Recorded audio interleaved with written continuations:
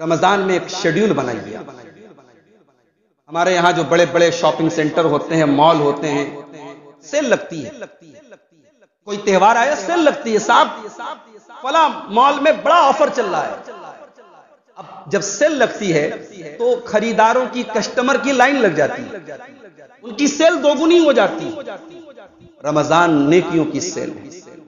وہ نیکی جو آپ سال بھر نہیں کر سکتے وہ رمضان میں آپ کر سکتے ہیں، اور کریے. اس شیڈول بنائیے. فجر کی نماز کے پہلے کہاں اٹھنے کا موقع ملتا ہے؟ فجر پڑھنے والے بھی اذان سننے کے بعد اٹھتے ہیں. 5:30 بجے جماعت ہے تو آدمی 5:20 پہ اٹھتا ہے، پیشاب پاخانہ کیا، مسجد میں آیا، نماز پڑھا. رمضان میں آپ اگر 5 بجے فجر کا ٹائم ہے، 4 بجے، اللہ نے ایسا سسٹم بنا دیا ہے 4 بجے آپ اٹھ رہے ہیں. فجر کے پہلے کا وہ سہانا وقت، جس وقت اللہ کے نیک بندے اپنا بستر چھوڑ کر کے اللہ کی بارگاہ میں تہجد پڑھتے ہیں، وہ وقت اللہ نے آپ کو دیا. اٹھیے، برش کیجئے، مسواک کیجئے، منہ دھوئیے اور بیٹھ کر کے اس مبارک وقت میں اللہ سے دعا. سحری کر لیا آپ نے، سحری جہاں تک ہو سکے لیٹ کی. آخری وقت کی میں سحری کیجئے، فجر کے 5-10 منٹ پہلے سحری سے فارغ کیجئے. سحری سے فارغ ہو کر کے اب وضو وغیرہ سے پہلے ہی فارغ ہو. اب اذان ہو رہی ہے، اب اطمینان سے اذان کا جواب. اس کا موقع بھی کم ملتا ہے. اذان ہو رہی ہے، ہم نے سن لیا، یہاں موقع مل رہا ہے. سکون سے اذان کا جواب دیجئے، درود شریف پڑھیے، اللہم رب ھذہ الدعوۃ التامہ والصلاۃ القائمہ. یہ دعا پڑھیے، نبی کی شفاعت ملے گی بھائی. نبی سے محبت، نبی سے الفت الحمدللہ ہمارے عقیدے میں شامل ہے، ہمارے ڈی این اے میں شامل ہے. نبی سے محبت، صحیح محبت. جو اہل حدیث ہوگا اس کا دل ہو ہی نہیں سکتا نبی کی محبت اس کے ساتھ. ہر مسلمان کے دل میں نبی کی محبت ہوتی ہے، اور خاص طور سے جو اپنے آپ کو اہل حدیث کہے اور اہل حدیث کی فکر پر چلے، اس کے دل میں تو یقیناً محمد الرسول اللہ کی محبت اس کے دل میں موجود ہے. نبی کی شفاعت ملے گی. اذان کا جواب دیجئے، درود شریف پڑھیے، یہ دعا پڑھیے.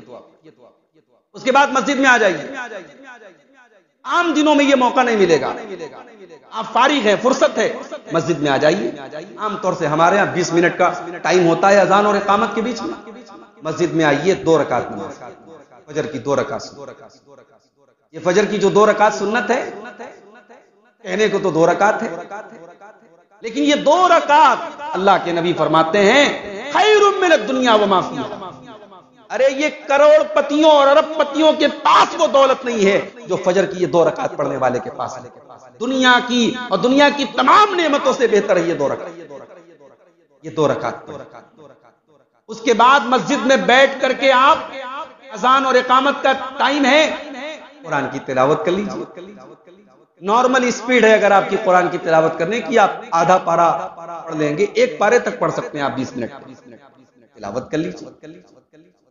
ہاتھ اٹھا کے دعا کر لیجئے. بھائی اذان اور اقامت کے بیچ میں دعا لوٹائی نہیں جاتی ہے، دعا رد نہیں ہوتی ہے، دعا کر لیجئے. اس کے بعد امام کے ساتھ فجر کی نماز. نماز کے بعد اب ناشتہ کرنا نہیں ہے، چائے پینا نہیں ہے، ٹہلنے جانا نہیں ہے، مسجد میں بیٹھے رہے، اپنے مصلی پر بیٹھے رہے.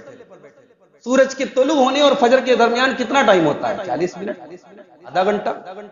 وہ آدھا گھنٹہ آپ بیٹھے رہیے، اللہ کا ذکر.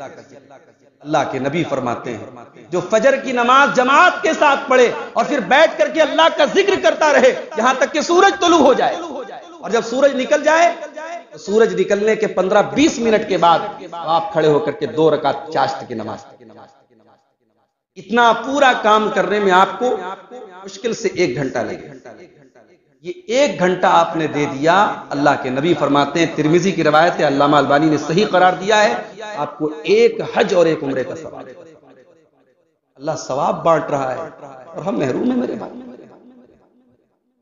فجر کے بعد بیٹھ کر کے اپنی جگہ پر، علماء کہتے ہیں حدیث میں جگہ کا ذکر ہے لیکن پوری مسجد میں آپ کہیں پر بھی بیٹھ سکتے. ضروری نہیں کہ آپ نے جہاں سنت پڑھی ہے وہی بیٹھے رہے، آپ جگہ تبدیل بھی کر سکتے، لیکن مسجد سے باہر مت ذکر، مسجد میں بیٹھ کر اللہ کا ذکر.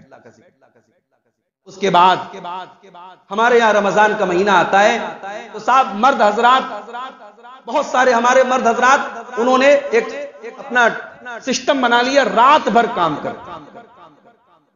پہلی بات تو یہ کہ یہ فطرت کے خلاف. رات بھر کام کرنا فطرت کے خلاف. ٹھیک ہے رمضان میں دن میں کام کم ہوتا ہے، آپ رات میں لیٹ نائٹ کام کیجئے، رات بھر کام مت کیجئے، دن میں کام کیجئے، صبح فجر کے بعد کام کیجئے، برکت کا ٹائم. ہمارا کام کرنا بھی عبادت ہے، اپنے بچوں کے لیے اپنی بیوی کے لیے کمانا بھی عبادت ہے. یہ مت سمجھیے آپ بزنس کر رہے ہیں، کاروبار کر رہے ہیں، پیسہ کما رہے ہیں، یہ بھی عبادت ہے بھائی. بیوی کے منہ میں ہم حلال کمائی کا جو لقمہ ڈالتے ہیں، اللہ کے پیارے نبی نے فرمایا اس پر بھی تمہیں ثواب دے گا. حتی اللقمۃ التی تضعها فی امراتک، اپنی بیوی کے منہ میں جو تم لقمہ ڈالتے ہو اس پر بھی تمہیں ثواب دے گا. کاروبار کیجئے، کام کیجئے، مگر رمضان کو کام دھندے کا مہینہ مت بنائیے. ہمارے یہاں بہت سارے لوگوں کی عادت ہے وہ سال بھر میں اتنا کام نہیں کرتے جتنا رمضان میں کرتے. کوئی اچھی بات نہیں. سال بھر میں آپ کام کیجئے اور اس مہینے کو تھوڑا عبادتوں کے لیے ٹائم.